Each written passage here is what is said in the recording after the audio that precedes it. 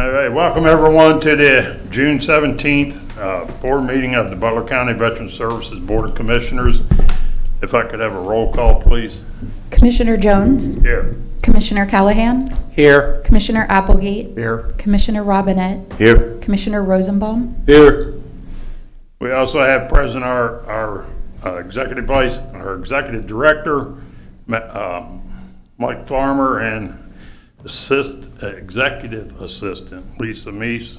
Can we stand for the pledge, please?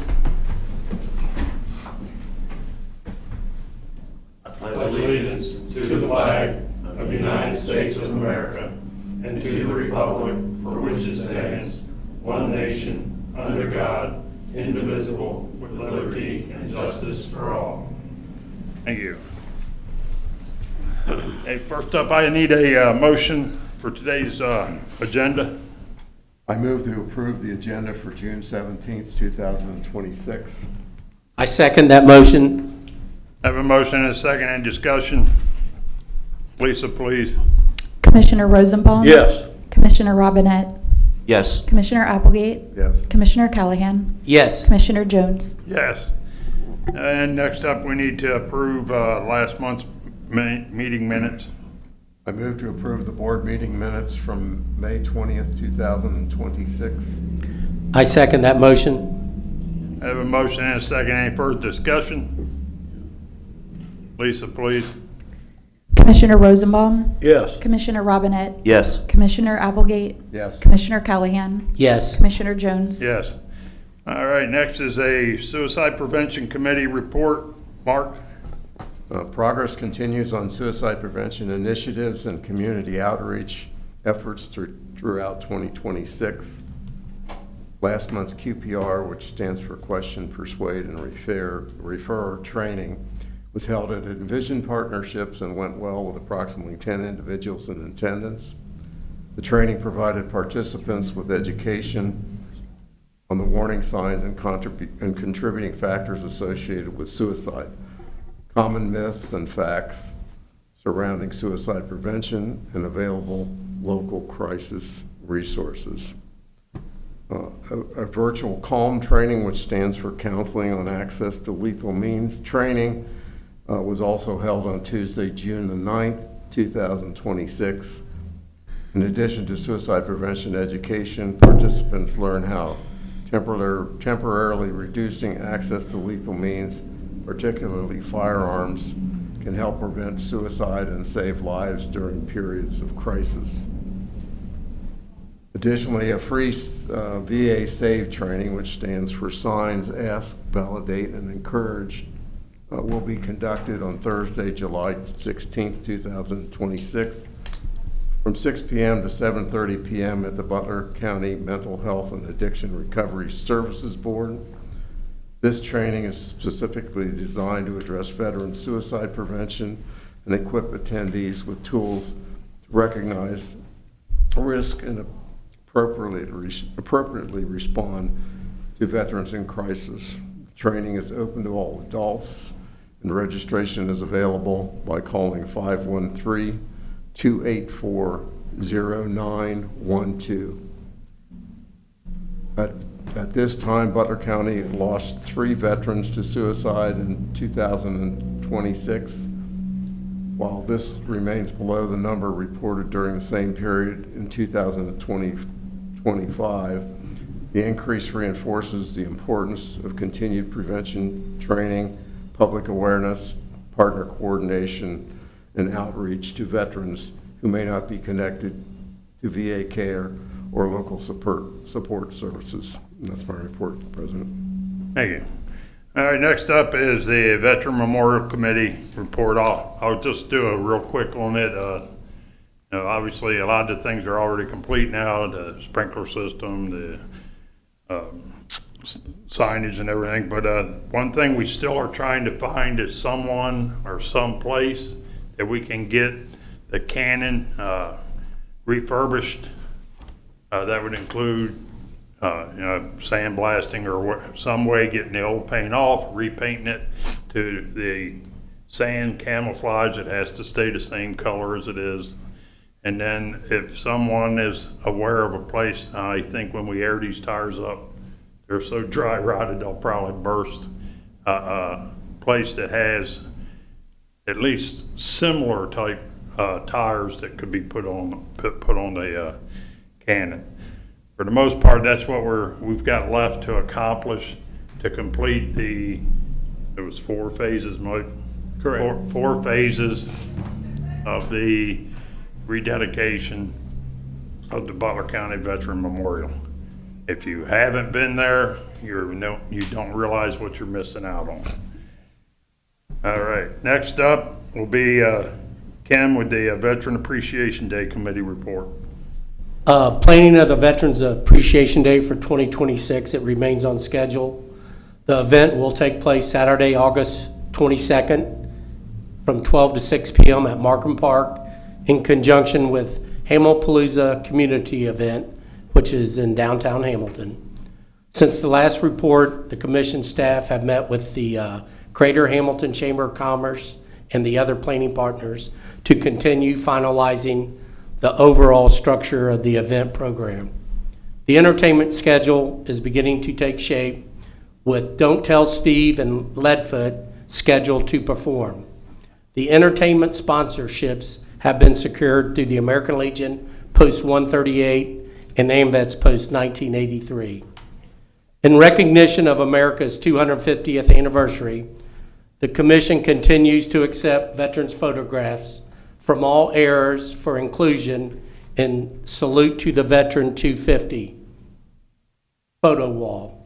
The submission deadline for photographs is July 15th, 2026.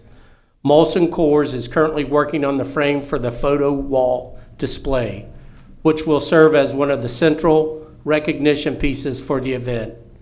Community members may find additional details on the Commission's Facebook page. Bruce Martin and Kirk Garver at Garver Farms are also assisting with organizing farm equipment to be placed on display during the event. This addition will help broaden the community appeal of the event while supporting the family-friendly atmosphere playing throughout the day.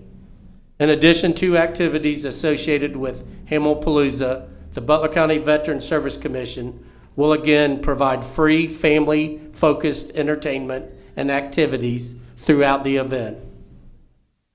Planned attractions include a large obstacle course for both children and adults, complimentary face painting, balloon art, caricature artists, jugglers, and a small bounce house with a slide for the younger children, and additional interactivities designed to encourage community engagement, veteran recognition, and family fun.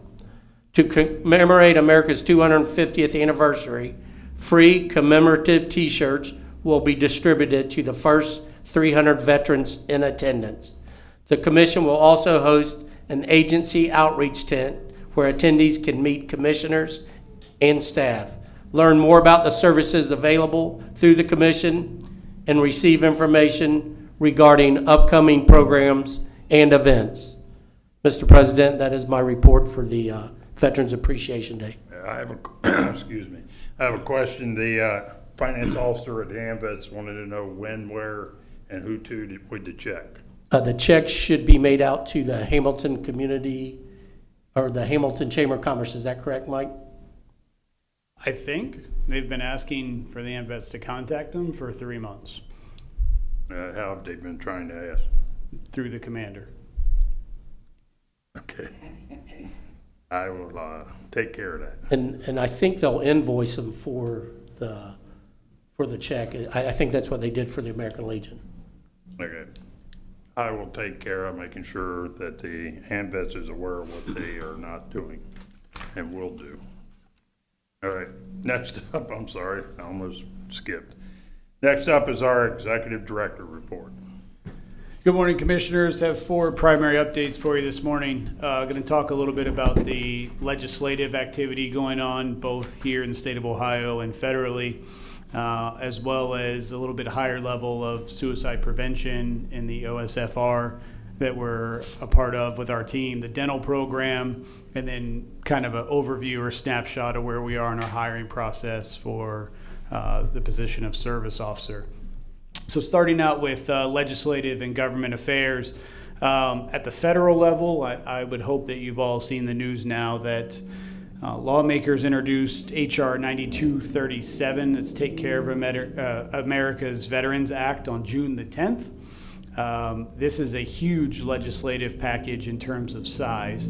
It takes the Major Richard Starr Act, which has had wide supported bipartisan support for a number of months, and combined it with over 60 other bipartisan veterans bills into one bill. On the surface, the bill focuses on 4 areas: protecting veterans' health care access, reducing red tape within the VA disability exam system, expanding the economic opportunities, and then refocusing the VA back on serving the veterans. As with any large legislative package, the details matter. So there are some provisions that would benefit veterans and survivors. There's also some trade-offs that are in that bill. Some of the funding mechanisms that are currently considered under that legislation include changes to disability ratings, such as tinnitus and sleep apnea. The overall scope of the bill and legislation, it's too early to tell. It's 560 plus pages in length. I'm through about 230 pages in detail. We'll watch it really closely. As I mentioned, there are some increase in benefits, namely that DIC recipients would receive an increase on their monthly dependency and indemnity compensation amount. It also eliminates the current law that says that you can't remarry before the age of 55. So those are 2 of the great things in the bill, but as with anything, there are trade-offs. So our state association, the National Association, will continue to have those conversations with lawmakers moving forward. Plan to reach out to Representative Warren Davison's office later this week, and just kind of let him know at front side the pros and cons of it and what we see, and maybe we can have more discussions on that. Again, it was just introduced.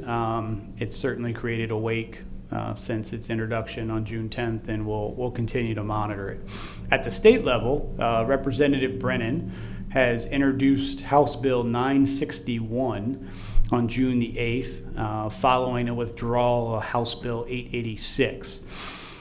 House Bill 961 addresses the compensated veterans claims assistance programs and oversight around those provisions. He has worked with, my understanding is he's worked with Mr. Dave Root at the VFW. The other veteran organizations didn't know about the withdrawal or the reintroduction of a new bill. So I think at this point, when we look at it, the legislation that was introduced, it has not attracted bipartisan co-sponsorship on it. So I don't think it has significant momentum in this General Assembly. Based on what we're seeing today, it looks like it's not favorable to receive a hearing this year in session. They have very limited time this year remaining, and they still haven't taken up House Bill 708, which was referred to committee.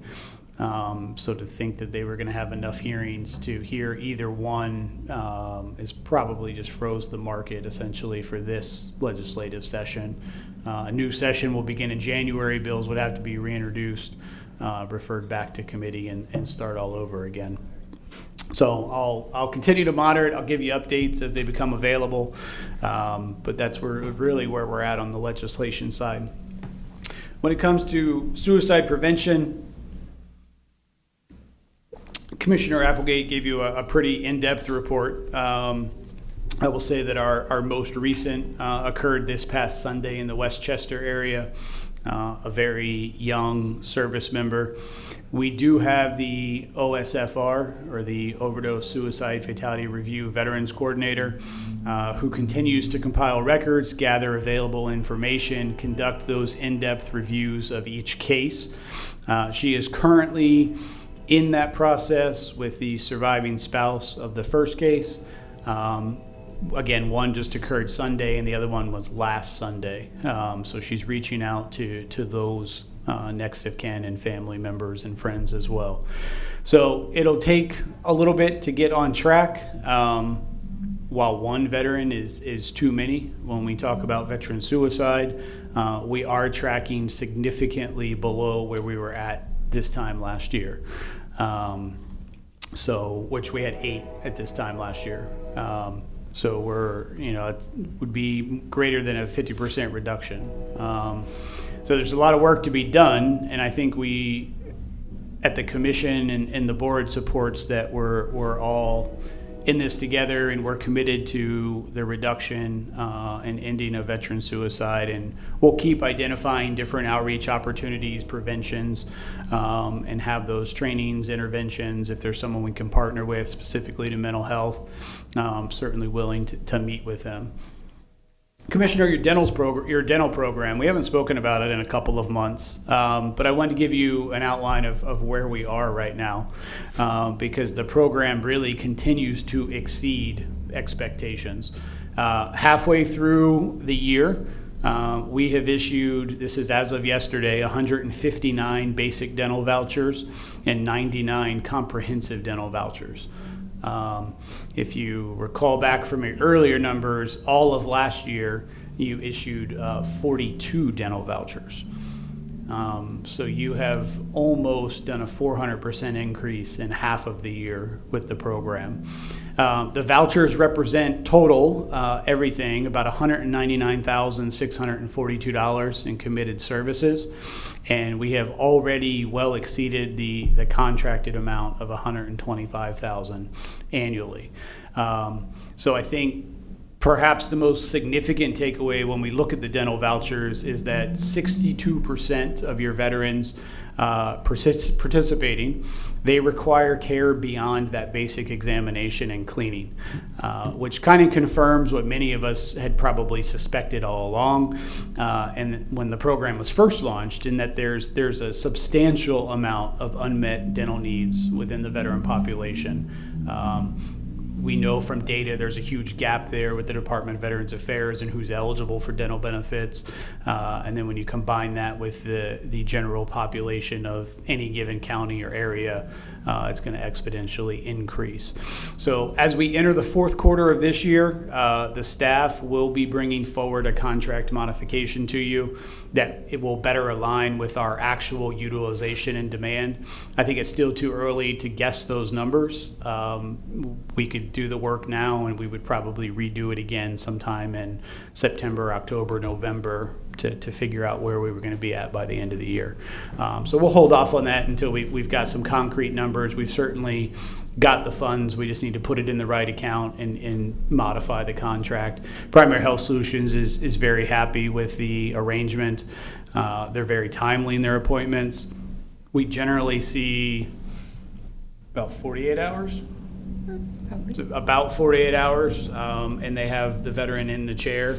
They're at least calling them same day or next day for their appointment, and then depending on the veteran's availability. It is nice that they have 8 dental clinics throughout the county, so that has worked out well, and we've gotten good feedback from the veterans here. And then finally, I wanted to cover a little bit about the hiring process and where we were for service officers. We did receive 183 applications in the first 30 days for the position of service officer. The leadership team reviewed the applications. As with any position that we post, the first step in that process is determining whether or not the candidates followed the application instructions completely, and they submitted a resume, a cover letter, and a DD-214 with qualifying service. From there, we can take out either they weren't a veteran, they didn't read, or they didn't have one or the other. So that took us down, and then we offered 35 WebEx interviews. We did these online. These are typically, these are very quick. They're very intentionally brief, less than 10 minutes in length, generally about 7 to 8 minutes. They allow us to evaluate the candidate. We're looking for their communication skills, their personality, their public speaking ability, and kind of their familiarity with technology, because our office is so technology heavy on finding new ways and staying ahead of where we're at with technology and building on it. So the next phase in the process will be in-person interviews. We have offered 13 candidates. We've invited them back to advance to that round. Those will begin the week of June 22nd. So next week we'll start the round of 13 in-person interviews. They're much longer in length, typically 60 to 75 minutes. Some of them may hit 90 minutes. We talk a lot about the position, the daily expectations of what the position entails, what the office is like, all of those types of details. We generally get a lot of questions about benefits, all the things you would ask an employer. So we'll start that next week. But I've got to say that based on my experience of overseeing the commission's hiring process as executive director, this is probably the strongest and most qualified applicant pool that we have received for any position to date. I'm very encouraged by the quality of the candidates that we've reached out to for the 13. It was really honestly difficult to get from 35 to 13. So we should have some great conversations next week, and I look forward to updating you as that process continues. But it's a very competitive and a highly qualified applicant pool right now. So that concludes my report, and I'd be happy to answer any questions the board has. I just have one question. Are we looking at hiring 3? Is that, or 2? So we have 2 vacancies right now. Steve Harbin left, and Logan Reardon left right before Steve. So we technically have 2 vacancies on the books. The board has not filled Dan Schofield as a VBC. So you could look at hiring 3. There would be, as with anything, probably pros and cons. I think right now you've got a highly qualified candidate pool. The applicants are all very, very well qualified. One thing we typically get into with the service officer position, it doesn't come available very often. Typically those are individuals that either started as a receptionist, transportation scheduler, or as a veterans benefit coordinator and have moved up. So it's very rare. I think the last time we just went out and posted it may have been when I was hired back in a decade ago. Not to date myself, but it's been a while. But you know, with this position, the downside is we are not in a position as a commission to negotiate any type of salary or terms for acceptance in it. The starting salary is $52,679 and some change.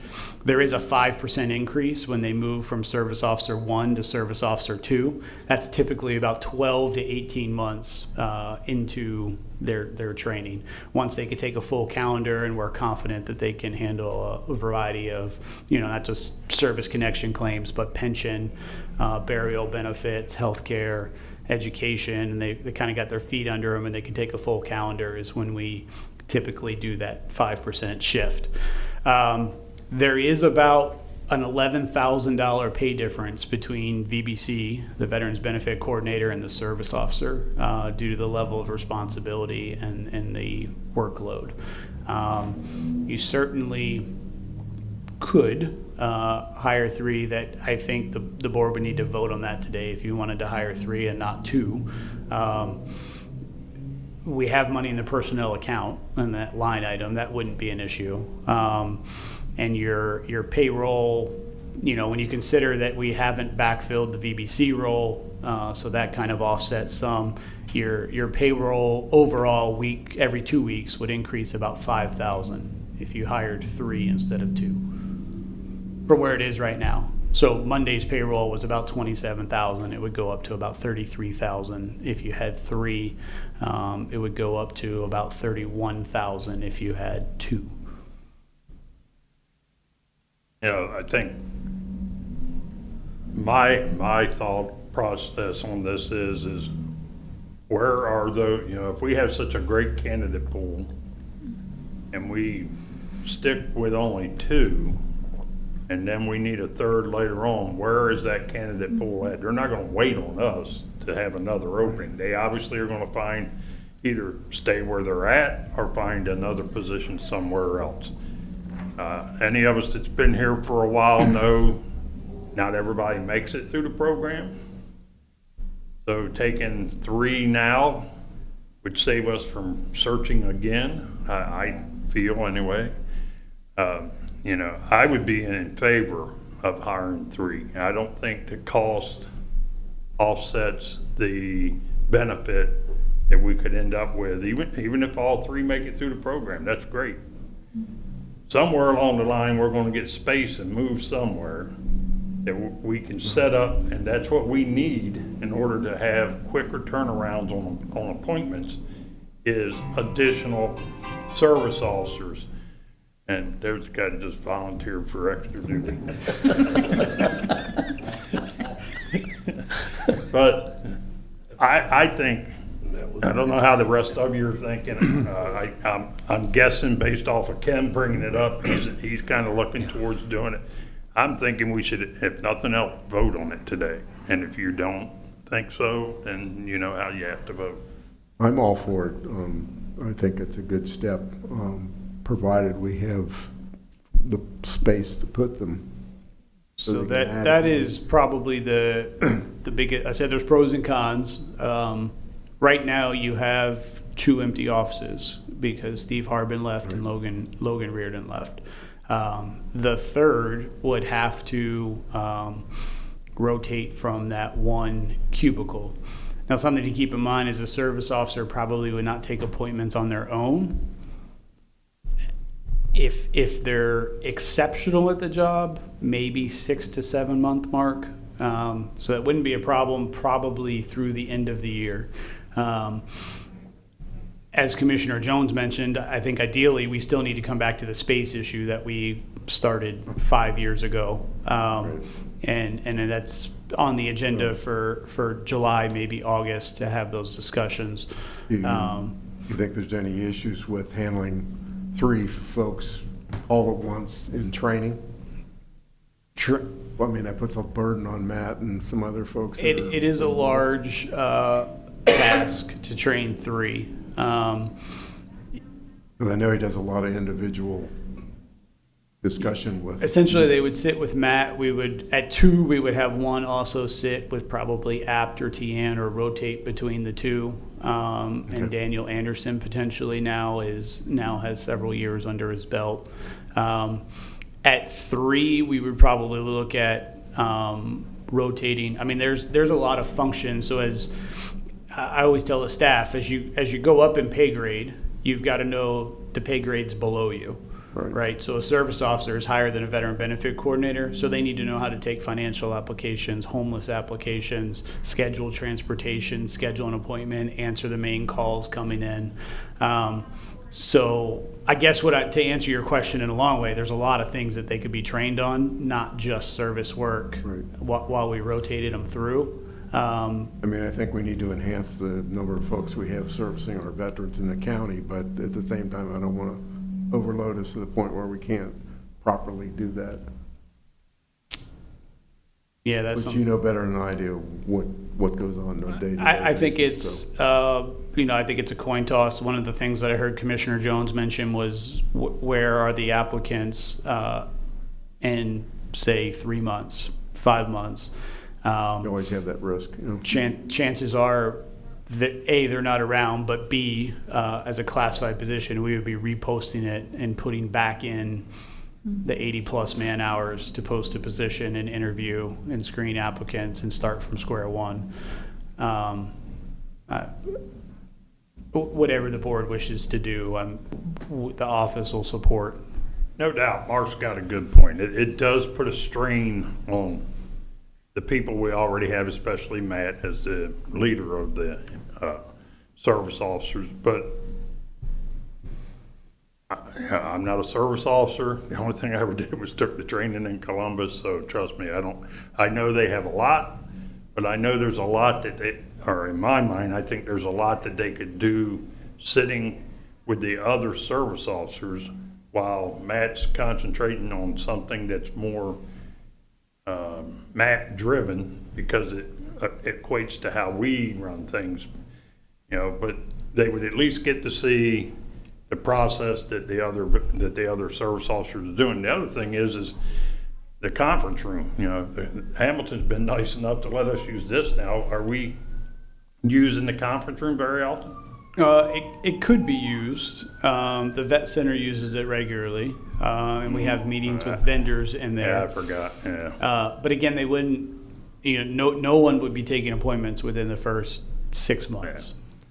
Okay. And then you got the holiday time, and Matt has time off. I have time off. Lisa probably has time off. Mm-hmm. So like there's going to be some periods where they wouldn't necessarily be one-on-one on appointments, but they could sit with others. They could learn the phones, financial apps, homeless apps, dental vouchers, outreach events. I mean, we haven't gotten to outreach yet, but we turn away outreach events by the handfuls just because we don't have the staff to cover it.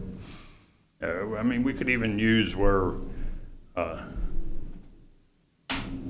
they could learn the financial assistance process as one of the upfronts, and then on some days they could actually take an appointment, and maybe, not to put extra on Lisa, but maybe she just oversees that, to take some off of our other financial assistance person now. Just if no one in the group of 5 has a problem with at least making a motion and voting on it today,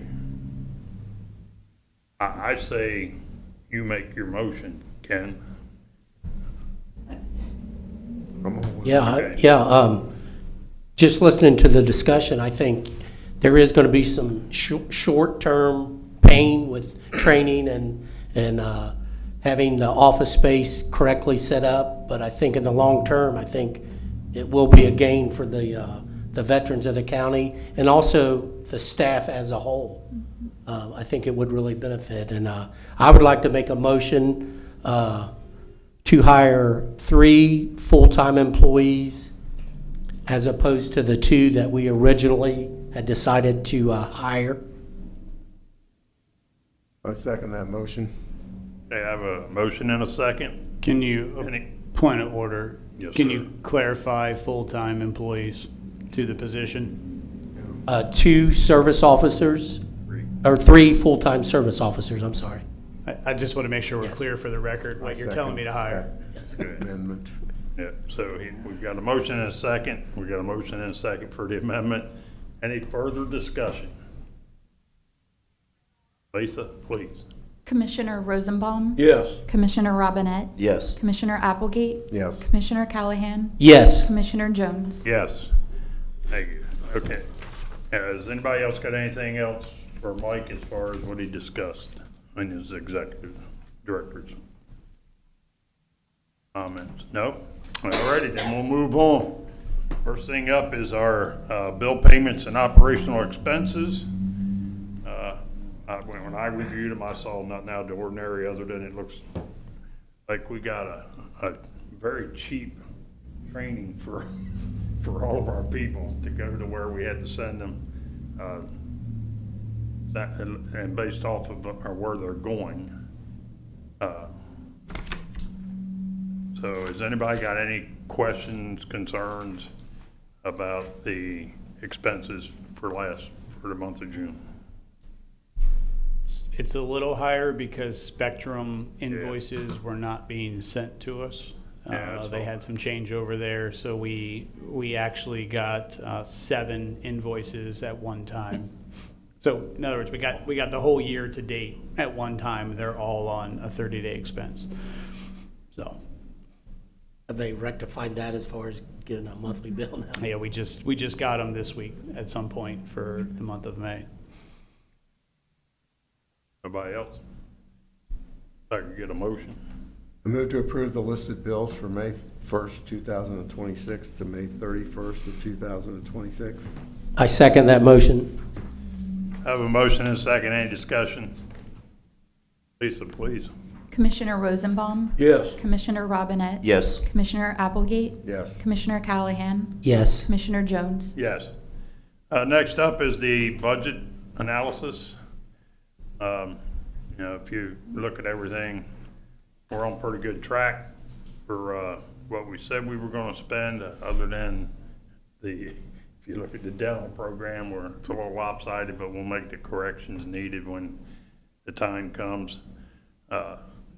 Just recently, yesterday, the finance department for the county made the adjustment, I guess is what it would be called, or got the approval for the money we needed to get the laptops. Yeah, yesterday. So has anybody got any questions on the budget analysis? Good. All right, we'll move on. We have no correspondence or communications this month to read or let anybody know. So next up is our statistical data for the month of May. First is our service officers. If you look at Matt's not here, but it's obvious the numbers still are pretty good. I was looking for one of them.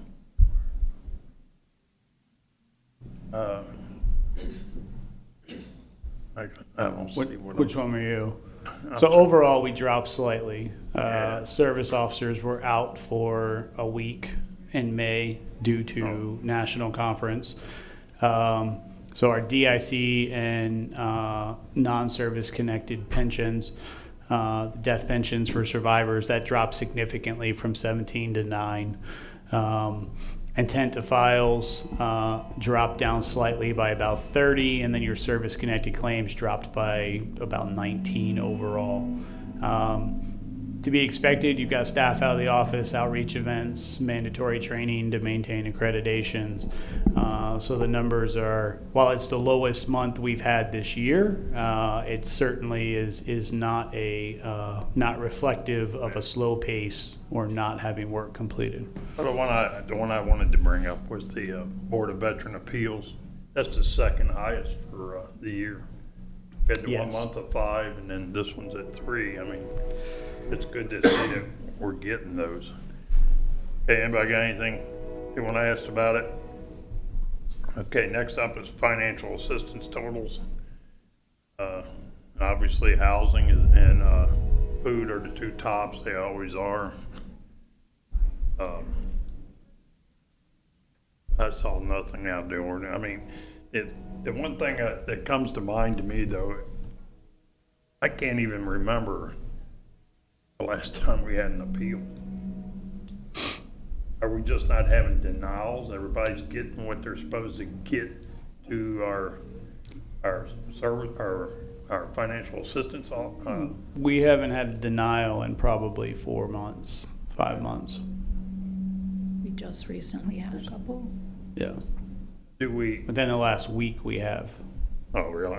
So on your Probably just next brought it meeting. up. I just when I was going through this Sunday, I guess it was. It dawned on me. I couldn't even remember the last time. I remembered what it was. I couldn't remember when that was. So is it? Do we contribute that to a better vetting of what we're doing, of what we're asking for? We've still had quite a few first and second time applicants. We've also worked with people through budgeting classes. So a lot of them are not the longer term people. And if they are, they're ones on a fixed budget. So we haven't had a lot of people come in who aren't qualifying basically for the assistance. Okay. So, All right. Anybody got anything else? Okay, next up is our homeless assistance. We have one in the program right now. The other one was placed successfully after your last meeting. The one veteran we currently have in the program has some challenges in finding permanent housing solutions here, specifically in Butler County, where the veteran wishes to remain. The VA reached out to us yesterday. He is on his third application, and we'll see if we can extend that to keep him in the program. He's doing what he needs to do with the VA. The VA is pulling everything they can, but there are some barriers and challenges that make it difficult to place him in a permanent housing solution, specifically here in Butler County. So we'll probably need at least 30 more days on his application. And then next month at your July meeting, we can give you a snapshot of this year to date, January through June, exactly what your long-term placement or success rate is of the program. All right. But it's not that the VA isn't trying to help. It's what he requires is hard to. What he requires in this case. Yeah. We've reached out to the VA. We had some conversations about some timeliness and delays and screening processes and gaps in the program. They have identified some gaps specifically with the CAP line, which is based out of Hamilton County but required for Butler County veterans to call. And so they've identified some gaps there. We have some new contacts and some new notification processes for when we get an application to try to speed it along, but they have followed up quite in depth on this particular case. So I know we've talked about it in the past that there has been some delays on their part, and that has made our program not what the board designed it to be. But in this case, that's not the situation. Okay. Anybody else got any questions or comments? All right, the phone report. We may have been closed on a few days, but the phone seems to still work well when we're open. Has anybody got anything they want to bring up? Do you have anything you want to bring up, Mike, about it?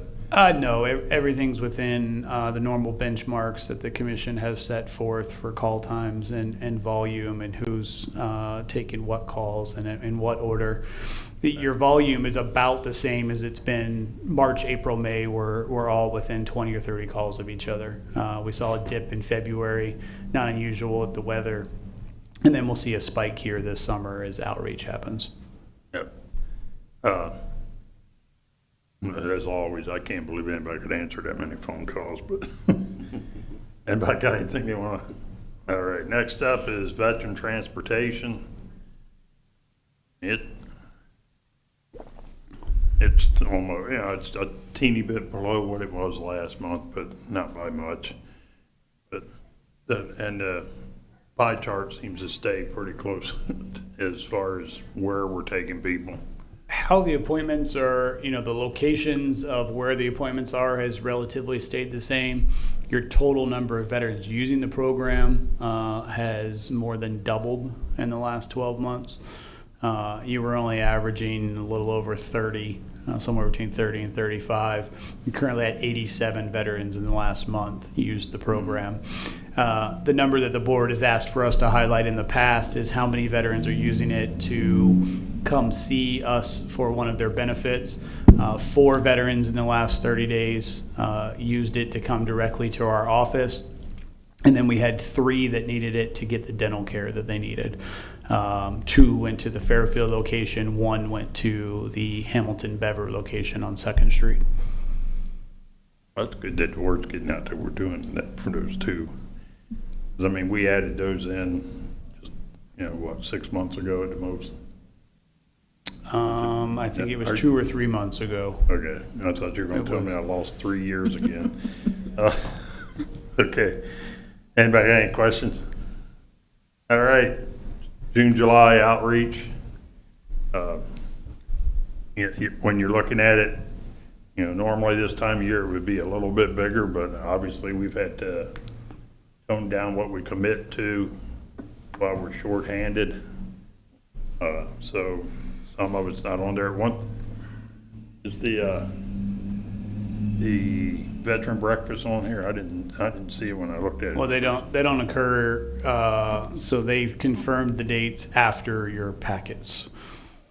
So it wasn't in your packet, but it's on the slide. Oh, it's up there. Yeah. Oh, okay. So, It's July 11th. July 11th. There's one of the roll call breakfasts, and this time it's held over at the AMVETS at 914 Ross Avenue. If you're unfamiliar, if you know where the Butler County Lumber is, directly behind it. So the next one after that will also be there, and then it rotates back to the American Legion if they choose to do it, which I'm sure they will. Timing on that, like 8 to 11 or something like that? 8 to 11:30. Yeah, 8 to 11:30. We'll have eggs, homemade sausage gravy, homemade biscuits, and then potatoes, either hash browns or fresh cut potatoes, home fries. If you want to know what kind of So cook you our put executive something online director is. about that? It will be, yeah. If you want to know what kind of cook the executive director is, you need to show up. Okay. I'd like to say I'm pretty good. I think I could throw down in the kitchen, but it's through the support of my wife and stepdaughter and mother-in-law, but it'll be a good breakfast. He has proper supervision. All right, any other questions about the outreach? And as always, Lisa, if there is need for one of us, you know, make sure you contact us. I'm sure one of the 5 of us can make the time to fit in wherever it may be. We decided on the details of July the 4th, of when we're leaving, where we're going from, and all that stuff. The parade for Butler County starts at the fairgrounds. Okay, just like, Yeah, like last year, and coming, and it'll end at, is that F Street? I think it's that. I think it's F. Same street we turned onto and jumped in the van. fine. So we don't have all the details yet. Okay, just asking. The emails were trapped in our Nowhere land. folders, firewall folders.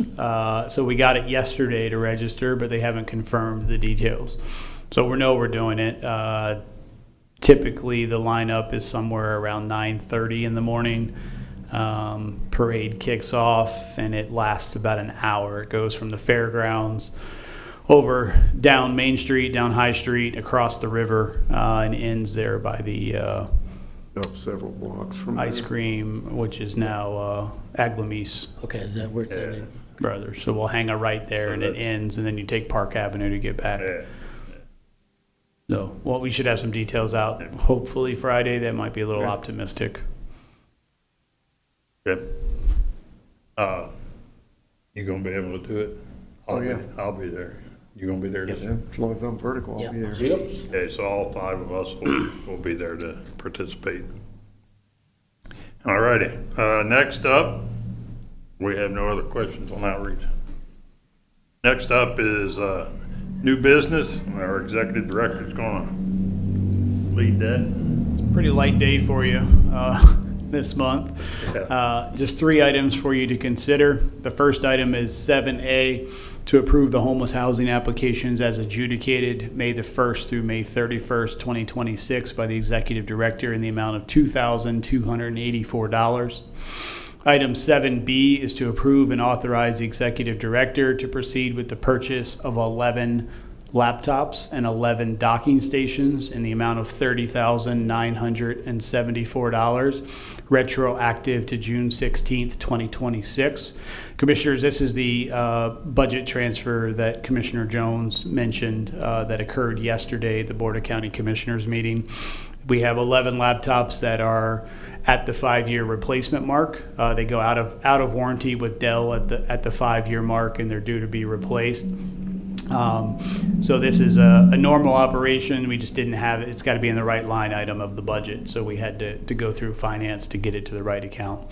And then item 7B is to approve a letter of appreciation for Sergeant Poff and Dog Warden Abigail Fortner with the Butler County Sheriff's Office for their ongoing efforts in support of Butler County veterans.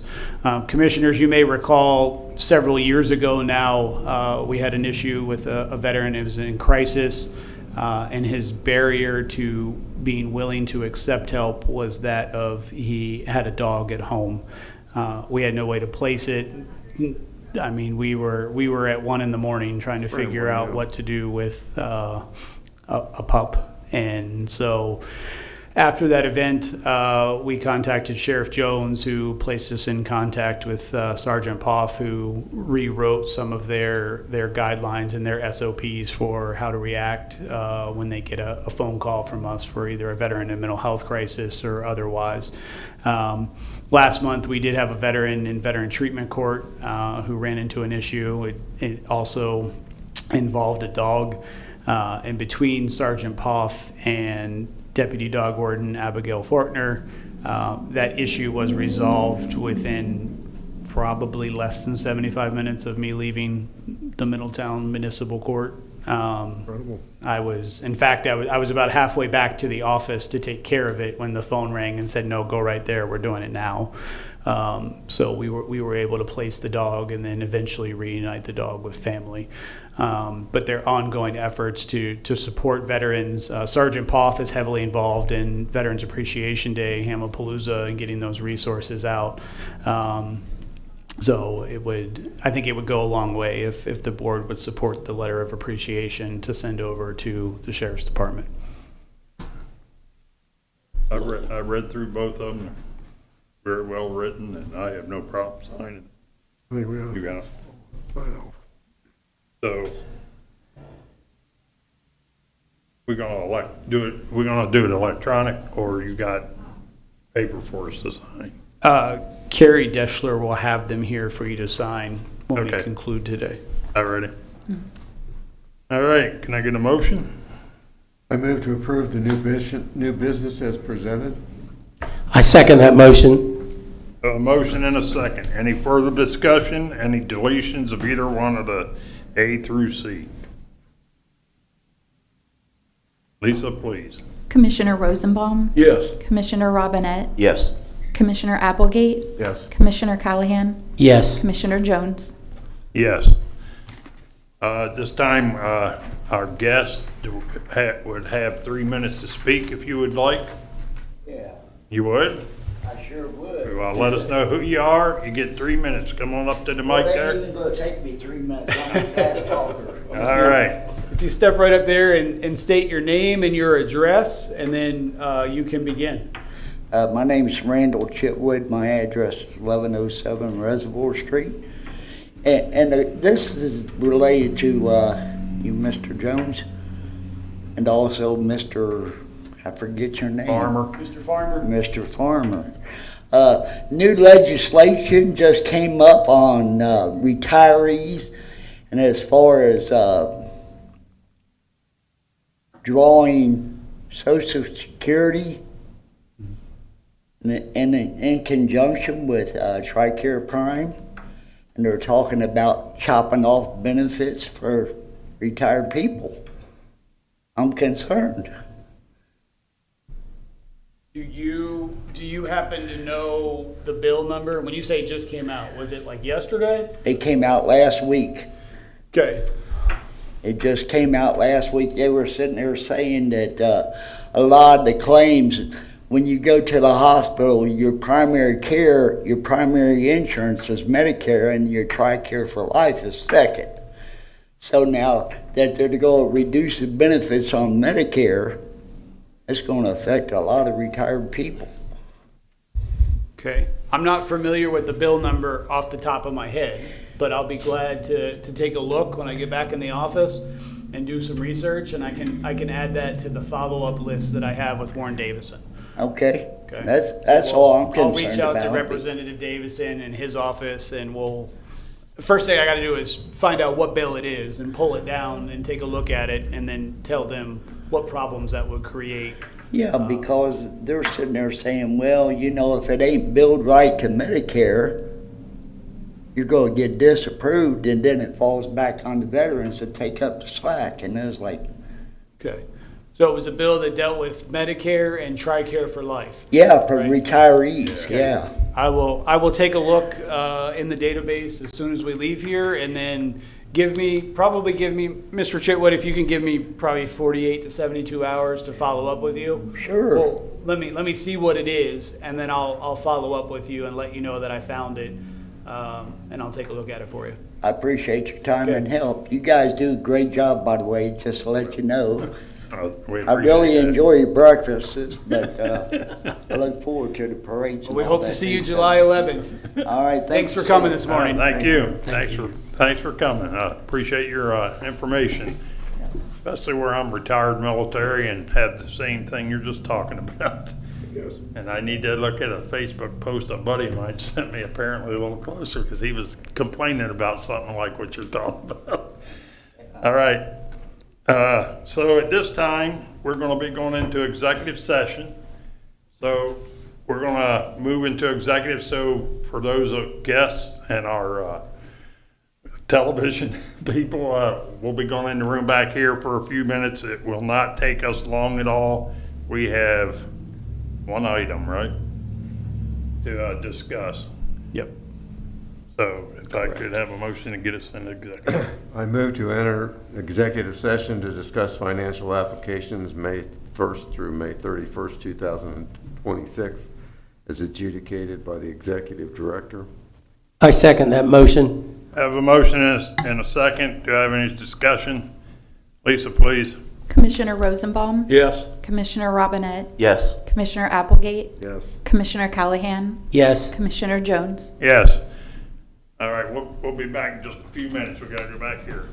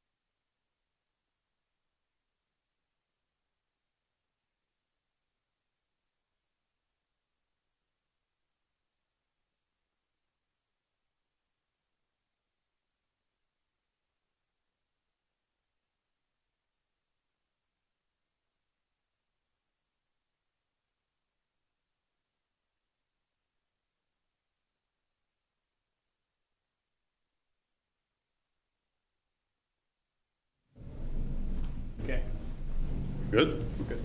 All right, we're back from executive session. I told you it would not take long. So right now, we're gonna vote on what was discussed in the executive session. I'd like to make a motion to accept the financial assistance applications from May 1st, 2026 to May 31st, 2026, as adjudicated by the executive director. I second the motion. I have a motion and a second. Any further discussion? Lisa, please. Commissioner Rosenbaum, Yes. Commissioner Robinette, Yes. Commissioner Applegate, Yes. Commissioner Callahan, Yes. Commissioner Jones. Yes. Our next thing is commissioners and executive staff comments. I think we're going to start with the commissioners this month first. Chuck, you got anything? Just want to commend the staff on how well they run the office. All right. Greg? Nothing to add. Mark? I just want to mention that the Butler County Veterans Treatment Court has a graduation scheduled for July the 7th, 2026 at 10:30 a.m. It's going to be in the Butler County Court of Common Pleas, and that's courtroom A. It's on the 3rd floor of the County Services Commission building. The guest speaker is going to be Senator George Lang. So if anyone would like to attend that, there will be some graduates that have gone through the program and are moving on with their lives. So it's an important date. So You thank know you. how many's graduating this I time? think there's a couple. I'm not sure. I haven't recalled the names, but Okay. All right. Ken? I just want to thank the management team for the process of getting us to the point where we're going to be able to hire 3 full-time employees. I know it was a large task, and I also want to appreciate or thank the staff for filling in the void since we've lost a couple employees, and and just we're very lucky to have committed employees like we have. And then I just got a quick comment just to put something on the radar. There's going to be a warrior walk. It's going to be a fundraiser for Save a Warrior. It will be September the 12th. And it will start at 9 o'clock at Municipal Brew, and it will the walk will go to the Butler County Veterans Memorial for a small ceremony, maybe some donuts and juice, and then back to the Casual Pint, where there will be some veteran resource booth set up for veterans, and that will run from, the walk will start at 9 o'clock. It should end about 11:30, and then from about 11:30 to 2:30 or 3, they will have some veteran resource booths set up. So I will put more out once I get more information. so is there going to be a flyer on that? Yes, I do have the flyer. It's not put out yet, but there is the Casual Pint, Municipal Brew, Anna Callahan, and June Haynes are the ones who have set this up with Save a Warrior. So Okay. there'll be more information out and available for it. Okay. Is that all you got? Yes. Yeah, I echo what everyone else said about the staff. I'm sure it's not been easy being down 2, and hopefully out of this group, we get some people that can help quicker than normal. I do have one other thing to mention, because it happens before our next meeting. The Cincinnati Reds do a hometown hero honor. We happen to have one sitting up here right now that's going to be honored on July the 11th. Ken Callahan will be the hometown hero, standing on top of the dugout. I'm sure somebody might have to keep him from putting a glove on, going out there and playing, but I'd like to just congratulate him for being picked to do something like that, and it's great to see that, even the Cincinnati Reds recognizes Hamilton as hometown heroes. So with that, I have one other question. We were talking about the 5 of us going to the fair this year. Are we still doing that yes. for one day? And Yes. I haven't seen anything. Wednesday, well, we don't have all the information yet, right? It'll be Wednesday of the fair. And off the top of my head, I can't remember what week that is. July 22nd. 22nd. There you go, July 22nd. Okay. Now, when it gets closer, so we all have our other schedules and all, we can, the 5 of us, at the July meeting, which is on the 15th, right? Right. At the July meeting, we can scratch out how you want to, if you don't want to be there all day, you know, what hours you can be, and we'll make sure we got everything covered for the entire day. The other thing I wanted to mention is that we're having a July meeting for the Suicide Prevention Committee is also scheduled, I think, for July 23rd. Does that sound right? I'll check. What it says on the calendar. In the first floor conference room. So that is not the last Thursday, because there's 5 weeks. Okay. So I'll have to I'm double just going by check what's on the the, outreach calendar. I didn't know whether it's right or wrong. It should be right if it's it's on right, the if it's outreach on the calendar. calendar, yeah. All right. Next up, we'll have Mike with his comments. So commissioners, we'll work on the hiring process. The staff has done a good job. We've got a staff meeting later today before we close this afternoon, and plan to discuss the data from the last month, as well as where we're at with technology, the update of most of their laptops, those that have the older ones, as well as the use of new technology. We can see in the field that technology is changing by the day, as our resources that not just service officers, but the entire staff can really use to make their jobs easier, and be able to accommodate more volume with less mental strain and physical output. So we'll highlight some of those at the staff meeting today. I was doing some quick digging in for the TRICARE for Life issue that was brought up by Mr. Chitwood today, and it looks like that it's in that massive bill, Mr. Chitwood, of Take Care of Americans Veteran Act. So it would be another, again, I only got through a little over 200 pages of the 560, so it's probably coming, but I'll scan ahead from the office and we'll take a look at what that is. It looks like they're requiring some coordination of care between HHS and VA to run a pilot program to see how healthcare and TRICARE and Medicaid all kind of commingle in the same place. So we'll dive into that. That's all I have. All right, Lisa. You told me to let you know if we could use help with some outreach. What do you look? There it is. We do. We do have an ask from the city of Trenton. They're hosting an America 250 event of their own. They planned it for July the 2nd, which is kind of smart with everything else happening on the 4th. They have a parade on Thursday the 2nd from 6 to 7 and have asked if we could at least participate in that.